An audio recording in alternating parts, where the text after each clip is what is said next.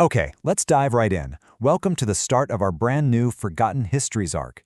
Today, we're heading back to the year 1050 CE, dropping right into a sprawling metropolis located in modern-day Illinois. Now, throughout this explainer, we're going to lean on our CUTE framework. That's curiosity, urgency, tension, and emotion, to figure out how a society of this sheer magnitude literally just vanished from public consciousness. I mean, picture this. Centuries before European explorers even thought about attempting the journey across the Atlantic, you push past the Appalachian Mountains, drop down into the Great Central Valley, and there, right on the eastern bank of the Mississippi River, in this intensely rich agricultural floodplain, sits a massive, planned city. We call it Cahokia. Now to really spark that curiosity, let's look at the scale here, because it totally shatters the standard historical narrative we're all taught. In 1050 CE, William the Conqueror is still, 16 years away from even setting foot in England? London at that time, it's a town of maybe 10 to 15,000 people. But directly across the globe, Cahokia is booming with 15 to 20,000 residents. It was actually larger than any city in North America right up until Philadelphia finally surpassed it in the late 18th century. 20,000. That was the peak population. And we're not talking about some scattered temporary settlement here. No, Cahokia was a bustling urban center. It had a strict grid of streets, vast open plazas, and thousands of permanent residents. They even had this massive defensive wall stretching nearly 3 kilometers that took constant organized labor to rebuild and maintain. Right in the middle of it all was a grand plaza covering 50 acres. 50 acres of deliberately leveled ground.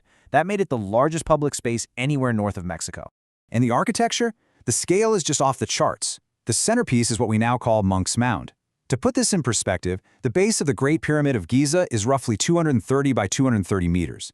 Monk's Mound is actually larger at its base, 291 by 236 meters. It rises 30 meters high across 4 distinct terraces. And here is the kicker. It was built from 22 million cubic feet of earth without a single draft animal. Every single basket of dirt was moved by human hands over several centuries to build the ceremonial and political heart of this city. Part 1. Uncovering a complex metropolis. Today, modern archaeologists are in an absolute race against suburban sprawl to map this site out fully using laser imaging. And what they're finding brings a real sense of urgency to the work. See, Cahokia wasn't just some isolated anomaly. It was the hub, the absolute center of the Mississippian cultural sphere. We're talking about a vast continental network of related communities that shared everything from their artistic traditions to their ceremonial practices and complex, hierarchical political structures.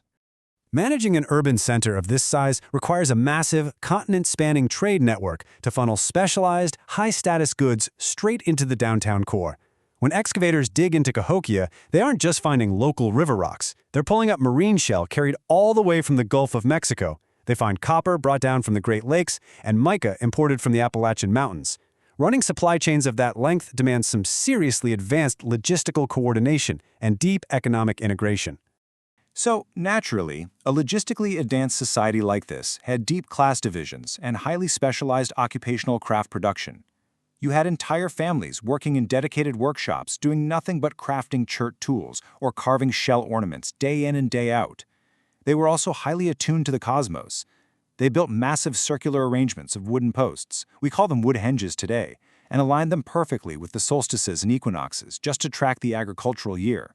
But we also have to confront the darker, more difficult reality of this place, specifically the evidence found in Mound 72. Complex societies often have practices that are tough to stomach, and Cahokia was definitely no exception. Archaeologists uncovered a high-status man buried on a literal platform of 20,000 shell beads, arranged to look like a falcon, and buried right alongside him were dozens of sacrificed individuals, including large groups of young women. It's stark proof of a centralized power structure that held absolute authority over life and death, very much like what you'd see in the major ancient empires of Mesoamerica, or Anyang. Part 2. The city's collapse. So, how does a city larger than London in 1050 CE basically become a ghost town by 1350 CE, 2 full centuries before Europeans even show up? Well, it wasn't conquered by a foreign army. It unraveled from the inside. Around 1050, during the Le Mans phase, warm, wet weather created huge maize surpluses, which triggered that rapid urban explosion.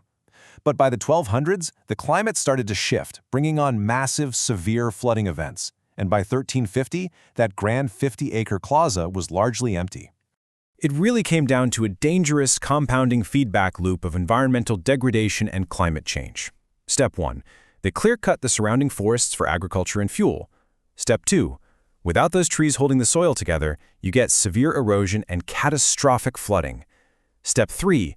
Right when they're most vulnerable, the climate shifts into the cooler, drier Little Ice Age. And finally, Step 4. Crop yields plummet. When your entire political system is built on distributing agricultural surplus, and that surplus disappears, political instability is practically guaranteed. The people didn't die out, though. They survived, but they dispersed, carrying their culture into smaller communities all across the continent. Part 3. The Mound Builder Myth. And this is where the historical tension really ramps up. When European explorers pushed west, they clearly saw these massive earthworks. But instead of crediting the living Native American populations right there in front of them, 19th century Americans actively pushed an elaborate fiction. They looked at Monk's Mound and basically refused to believe the ancestors of the local tribes could have built it. So, they spun up the mound builder myth. They claimed the mounds were built by some vanished race, maybe Welsh explorers, Phoenician traders, Aztec refugees, lost tribes. Honestly, they pointed to literally anyone else. You really have to ask yourself, what purpose did inventing a vanished race serve? Well, it was a highly calculated political tool. It was specifically designed to justify the dispossession of Native Americans by claiming they had absolutely no ancestral ties to the land. The logic was, if these mounds were built by some mysterious ancient civilization that the current Native Americans had supposedly wiped out, then European settlers could argue they were just doing the exact same thing. It let them marvel at the massive architectural achievement while completely stripping credit from the people whose land they were actively taking. Part 4. A Forgotten History. It's a pretty heavy realization that an entire civilization can be structurally erased just because it doesn't fit the desired narrative. In 1894, a guy named Cyrus Thomas from the Bureau of American Ethnology published a comprehensive report that totally demolished the vanished race myth. He scientifically proved the undeniable cultural link between the mound builders and living Native Americans. The science was settled, done. But public history books? They just kept right on ignoring Cahokia well into the 20th century. See, this erasure wasn't some cartoonish conspiracy where people were burning hidden texts. It was a structural overlooking by a colonial narrative that desperately needed the continent to be empty when Europeans arrived. Think about it. If you acknowledge a highly organized, planned city of 20,000 people with monumental architecture, you can't exactly claim the land was untouched wilderness waiting to be civilized, right? So the system managed that uncomfortable contradiction through silence. The facts got buried in specialist archaeological journals, totally left out of general education, and structurally ignored by the wider culture. And we are still seeing the effects of that today. Cahokia is a massive UNESCO World Heritage Site located just 15 minutes from downtown St. Louis, yet it only gets about 300,000 visitors a year. To put that into perspective, Stonehenge gets 1.5 million visitors annually. Stonehenge is deeply baked into the cultural identity of the English-speaking world. Meanwhile, Cahokia, built on a comparable, massive scale right in the American Midwest, gets a tiny fraction of that attention. It just sits there, like it has for 1,000 years, waiting for the broader public to finally ask who built it and what it actually means. So what other forgotten histories are hidden right under your feet? I want you to think deeply about the narrative you've been taught. And get ready, because for tomorrow's explainer on day 68, we are crossing the Atlantic to dig into the life of Mansa Musa, the wealthiest person in recorded history. Our Forgotten Histories arc is just getting started, and we're going to keep exploring civilizations whose sheer scale and sophistication have been systematically undervalued by the standard historical narrative. Make sure you hit subscribe so you don't miss a thing. What else haven't you been told? I'll see you tomorrow for day 68.